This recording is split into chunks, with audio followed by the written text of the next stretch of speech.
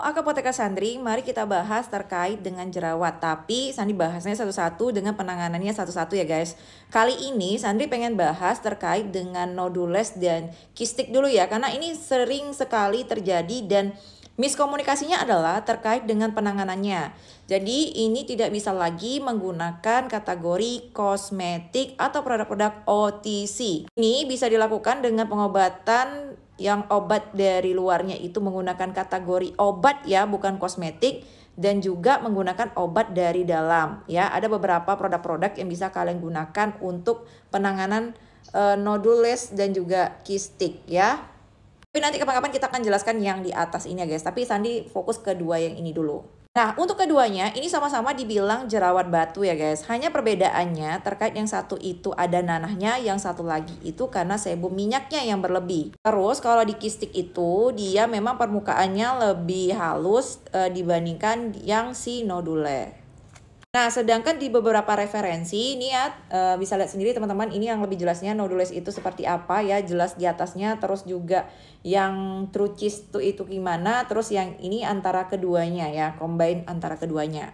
Nah, untuk penanganannya sendiri itu terbagi menjadi dua macam. Ada yang secara topikal atau penggunaan luar obat ya, kategori obat, bisa juga dengan penggunaan suplemen-suplemen, bahkan juga penggunaan obat-obat tertentu. Hanya saja kalau untuk pengobatan jerawat batu seperti ini untuk cewek dan cowok itu ternyata punya perbedaannya. Nah, untuk yang perempuan yang mengalami permasalahan yang seperti ini atau jerawat batu seperti ini, jadi kalian itu bisa menggunakan terapi yaitu pergi ke klinik dengan dokter yang kalian percaya yang pertama. Yang kedua, kalian bisa mendapatkan produk-produk istilahnya pasti dengan resep itu adalah obat pil KB bisa jadi, atau kalian bisa menggunakan spironolakton. Gunanya adalah untuk menekan si hormon androgen yang menyebabkan minyak ini berlebih dan membuat infeksi dan bernanah seperti ini. Bahkan ini ada bakterinya juga pasti kalau untuk jerawat seperti itu.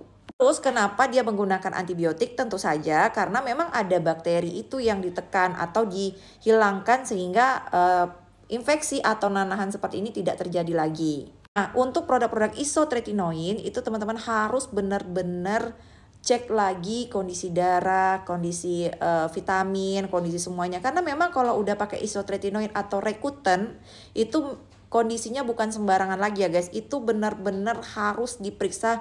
Bahkan kalau di beberapa referensi atau FDA pun saya lihat itu sudah melakukan pemeriksaan yang benar-benar laboratoriumnya itu udah tertera. Nah, baru bisa kalian bisa pakai isotretinoin tersebut. Karena meminimalisir terjadinya efek samping yang berbahaya ya, bisa jadi terjadi bukan diferensiasi lagi, bukan kekurangan vitamin A lagi, tapi kelebihan vitamin A itu sudah sangat berbahaya sekali. Dan untuk antibiotik tadi ya Sani bilang sebelumnya itu sebaiknya teman-teman cek lagi ya guys, terkait dengan antibiotik itu nggak semuanya bisa sembarangan kalian pakai. Intinya adalah untuk penggunaan antibiotik itu wajib resep dokter dan juga pemeriksaannya sebenarnya selektif ya. Kalau di beberapa referensi itu saya lihat itu dia memang harus pengecekan sensitivitas terkait dengan antibiotik. Tapi ya kalau di kita jarang sekali terjadi seperti itu.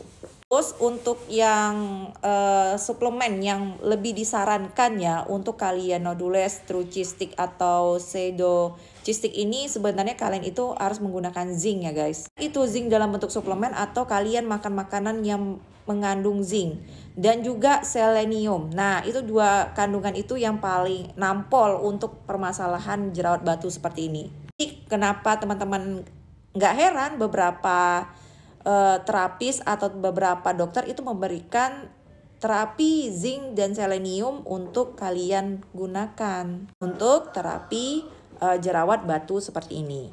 Itu yang paling aman yang bisa kalian dapatkan tanpa resep dokter. Atau kalian bisa menggunakan antioksidan, contohnya seperti astaxanthin. Nah, astaxanthin tuh salah satu yang bisa kalian gunakan untuk ya ini, untuk jerawat-jerawat seperti ini. Atau teman-teman bisa peroleh yaitu produk-produk omega 3 dan omega 6. Probiotik itu bisa membantu, tapi lebih condong sih sebenarnya Sandi bilang di awal tadi ya, zinc sama selenium tadi. Nah, Kenapa ada beberapa terapi menggunakan spironolakton dan juga pil KB, tapi itu tidak disarankan untuk pria ya guys, karena memang kalau terapi hormonal untuk pria itu dapat menyebabkan terjadinya penurunan testosteron, karena kan androgen itu sangat dibutuhkan bagi si pria untuk otot dan juga untuk beberapa fungsi-fungsi, bahkan untuk fungsi seksual lainnya ya guys. Jadi memang kalau terkait dengan androgen dan testosteron itu nanti akan ada pembahasan lain, makanya jarang sekali dikasih pil KB ataupun spironolakton, karena kalau kita yang cewek itu bisa ditekan terkait dengan androgennya, karena kan kita tidak terlalu tinggi untuk androgennya.